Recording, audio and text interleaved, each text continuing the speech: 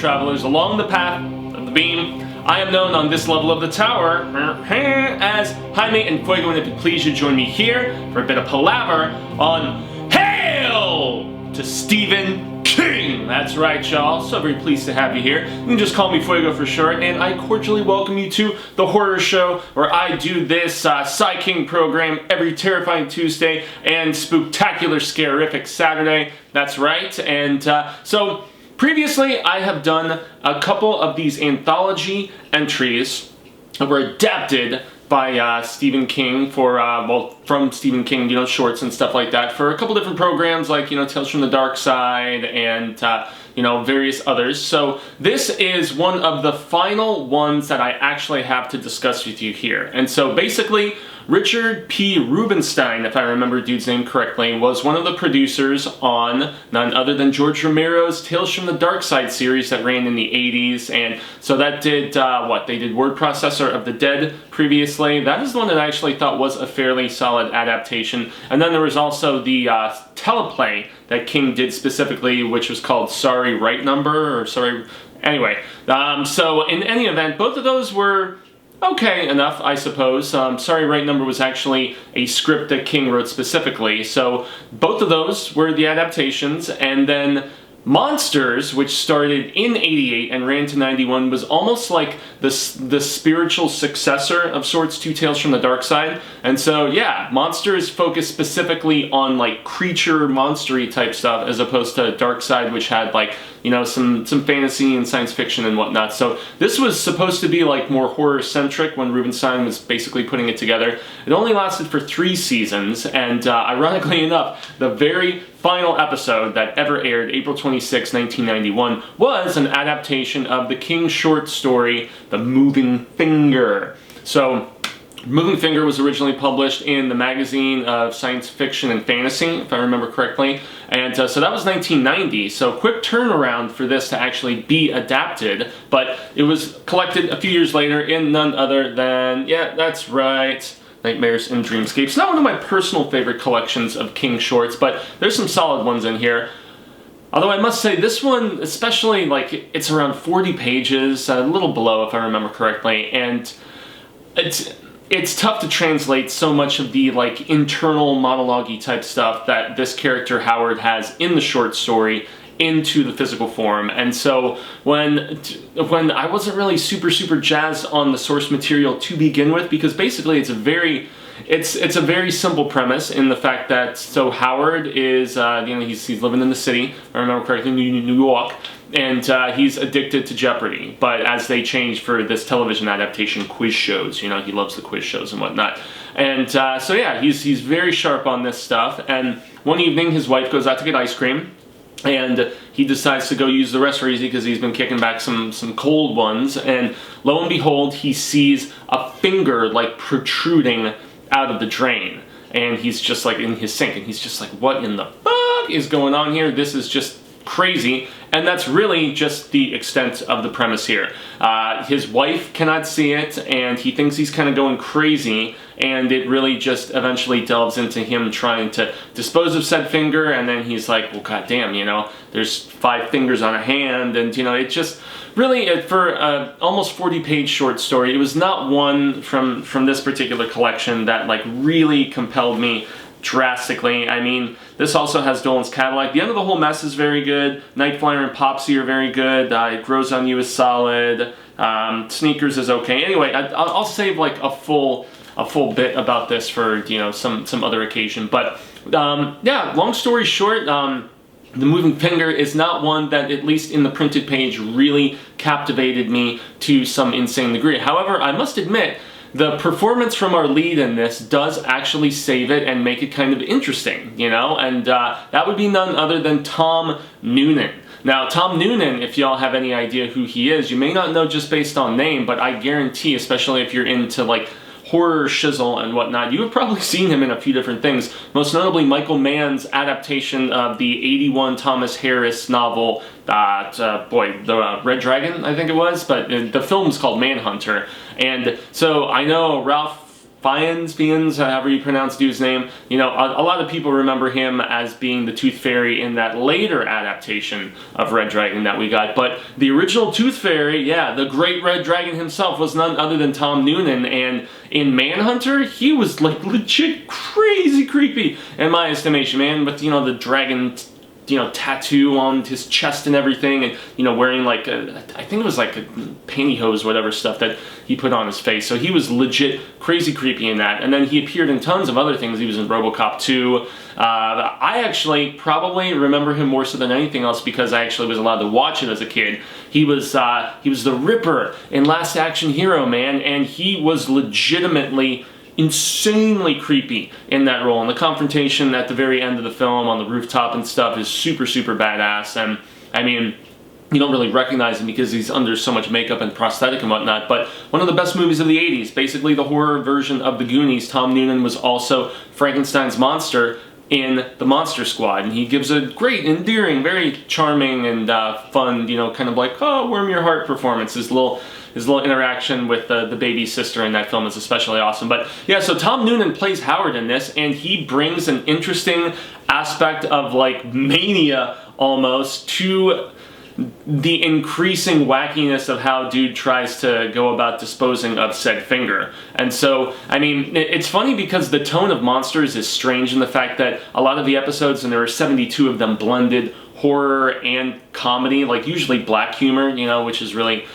prevalent in in lots of spooktacular stuff. And for me, it works well once they finally embrace it. The first like 10-15 minutes of this, it's only a 22-minute episode, but I mean, as he's initially like seeing the finger and seeing, you know, how much longer it is, and, you know, just what his course of action is going to be, and as he realizes that his wife isn't seeing it, it's just him. It's goofy, you know, from like the little musical cues and the you know, little bits and stuff that they have. It feels very like goofy sitcom-y almost with some of like some of the bits and whatnot, but then all of a sudden, you know, it takes a turn for like gory and crazy, and you're just like, what in the hell is going on here? Which also happens in the short story. This is actually, I must say, despite not being able to transfer that, you know, what's going on in Howard's head very well, which is how such a simple story can be translated, can, you know, actually be almost 40 pages, you know, because it's just basically, okay, quiz show, guy sees finger, you know, the wife doesn't see it, and then he decides to try to destroy said finger, and that's about it, and the finger just gets longer and crazier and everything. But yeah, he tries using drain cleaner initially, but it gets really crazy when he decides to get some hedge trimmers, and it translates pretty insanely into the episode, I must admit, as he starts like sawing off pieces of the finger and pulling, and then you see it's very phallic and very just kind of sexually strange almost in this, but we're talking finger is like super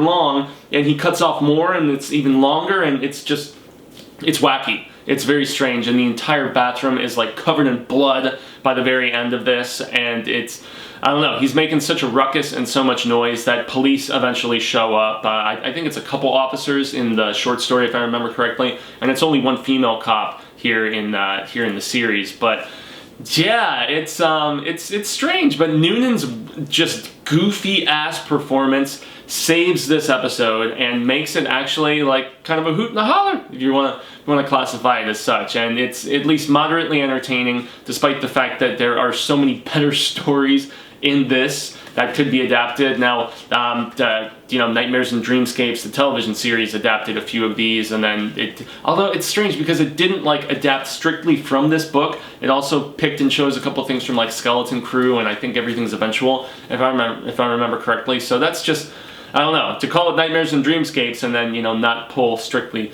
from this. But I mean, as a whole, I started reviewing Tales from the Dark Side a couple years ago here on the horror show, and I just, diminishing returns. Unlike Tales from the Crypt, which I absolutely love, even some of the shit episodes, Tales from the Dark Side being like syndicated for like, you know, regular television as opposed to having the freedoms of HBO, I didn't think that it really went for it. But yeah, this actually ended up rerunning on the Sci-Fi Channel, so it at least had like some of the cable constraints taken away. And you know, from what I've read, there is like some there's boobs in this, and there's, you know, bloodier episodes and stuff like that. So Whereas I have watched all of the Tales from the Dark Side episodes and I haven't reviewed all of them. I have not watched the 72 episodes of Monsters, and especially if it's this like spiritual successor, as I mentioned at the beginning, to Tales from the Dark Side, you know, with Rubenstein producing, it's one that I actually feel just kind of compelled to check out a little bit further. But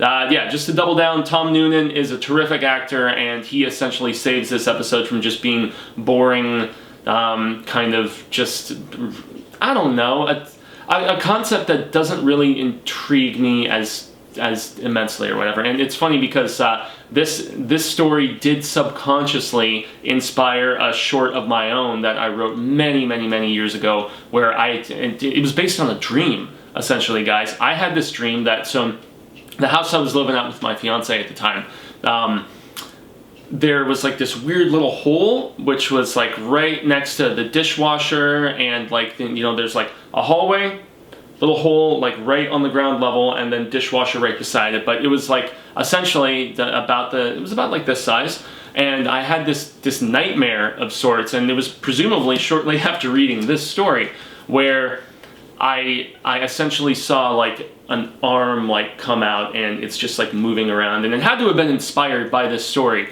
And it was essentially, you know, me seeing this arm like kind of protruding out and freaking the hell out as I'm sitting, you know, like watching TV in the living room. I'm here back in the kitchen there, and I turn around and I look, and there's like just this arm like sticking out, like acting super crazy. And yeah, I don't know, it was something that I wrote many years ago and didn't end up actually trying to chop around or do anything with, because I was like, oh, that's too much like the moving finger. But nonetheless, the fact that I had this nightmare and I at least, you know, put it down to page, you know, all those years ago, it just shows that King inspires and then just like sits in the subconscious and all of that wackiness. But yeah, would you guys have any interest in me, first and foremost, finishing up the coverage of Tales from the Dark Side? Because I only did what, the first season and a half, something like that. Would you be interested in that? Do you not really care? It's obviously not Hail to Stephen King territory, but you know, it's something. And then Monsters. Have you seen any of the episodes when they were being rerun on Sci-Fi? And I know they also were on Chiller at one particular point, if I remember correctly. Did you see any of these episodes? Are there any in particular that you guys would recommend? You know, since obviously if you're here on Hail and you're watching this program with me, yeah, you probably have seen at least some of these, you know, some peeps, and if you have, please give me some recommendations. I would really be curious about that. So as far as Nightmares and Dreamscapes go, though, yeah, this is it's kind of a mixed bag, and the moving finger is not a personal favorite, but I did in fact enjoy this episode well enough. And yeah, only 3 seasons though, only 72 episodes, and so yeah, it is what it is. But I guess that is going to be a shorter bit of palaver today, because I actually am going out to do a screening this evening and head to a friend's party and stuff afterwards. So yes, there is a lot of fun that is coming up later this month, though. Have to double down and let everybody know that here in the month of June, the book of the month once again is Mr. Mercedes, and that's because on Facebook I have a group called Hail to Stephen King. That's right, same as the program here. And we're over 500 strong. Great palaver there, a very closely knit Ka-Tet. There is definitely bigger Stephen King groups out there, but ours has a very awesomely respectful, passionate charm to it, and I am humbled and honored to be on there on the daily as the sole admin and moderator. And we always have a book of the month, and so the book of the month is sometimes determined by poll and sometimes determined by just a significant anniversary, and it's the 5-year anniversary of the first of the Bill Hodges trilogy here in the month of June, which is why, yes, that is what we are going to be having a live stream of palaver about at the very end of June. And I also have something fun planned for July. But yes, if you want to jump on the Facebook group, I would greatly appreciate your presence. All that I ask is that we keep it primarily King Clan. So yes, we have a little bit of discussion about Joe Hill and some Owen and Tabby stuff here and there. But yes, tons of fun there. And I have been Jaime and Fuego, just like you see it spelled below. I am very appreciative of anybody who you know, makes some reconnaissance with me on Twitter, Instagram, Facebook, and YouTube. YouTube, though, is where, just like you see down there, I have my own YouTube channel called En Fuego Tainment, very hilariously titled, but I didn't touch it for about a year or so, and then decided to reignite it here for 2019. put out at least a few videos every single week, and if you want to jump over there and subscribe and ring the bell, it is greatly appreciated. I have my review of Dark Phoenix up there, which not as bad as a lot of people were saying. I actually enjoyed I enjoyed it for the most part. It's not like up there with X2 or, you know, Days of Future Past or anything like that, but it's still it's very solid in my opinion, and I liked it a lot better than Apocalypse personally. So if you want to see that review and all of the other stuff that I'm doing on there, including complete canon coverage of Star Wars here as we approach Episode 9 in December, there's all kinds of fun videos to check out there. But enough about my other stuff. You are obviously here on the horror show because you dig the scarific, the spooktacular, the scaresational, that's right. And yeah, if you have not liked and you know, done the subscribe thing here for this video, and hit the bell, ring a bell, because we want you to get notifications about any time we are putting up new videos here on the horror show. We are about to unleash our review of the entire season of Nosferatu, that is right, Son of Sai King. If you are an AMC Premiere member, which is where if you have a streaming service or like a TV provider already, whether it's through satellite or whether it's through cable, for $4.99 a month you can sign up for AMC's Premiere service, and you can actually just sign up for a little free trial, and you have access to all 10 episodes of Sai King's Son's adaptation of what some people argue is his best book.